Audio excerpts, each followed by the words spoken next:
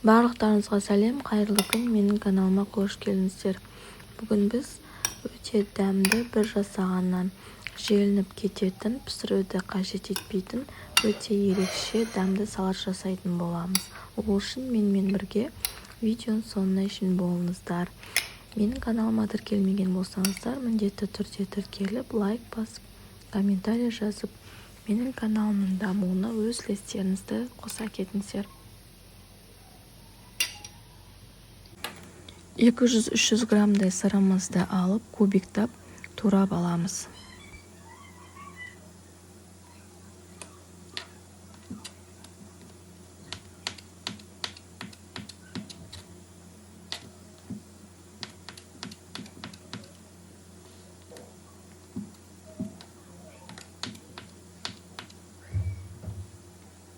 Сырымызды турап болған соң, помидорымызды да алып, кубиктап жақсылап турап аламыз.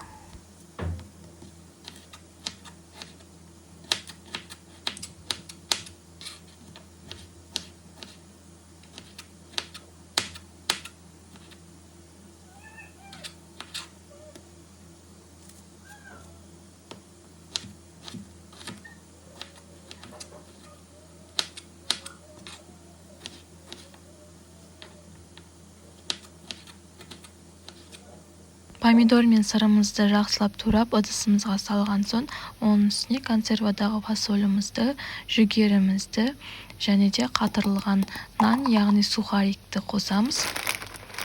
Сухарик осы Хрустим фирмасыныкы болу керек. Оның үстіне аз ғана тұзымызды салып, майонезімізді қосып, салатымызды жақсылап, майонезі, тұзы бір-біріне жақсылап тигенше араластырып аламыз.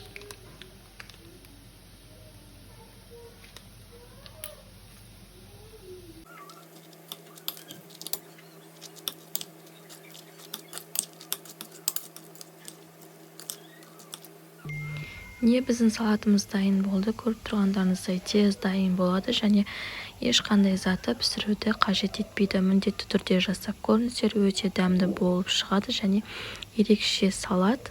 Егер менің каналыма тіркелмеген болсаңыздар, тіркеліп, лайк басып, комментарий жазып қолдап кетіңіздер.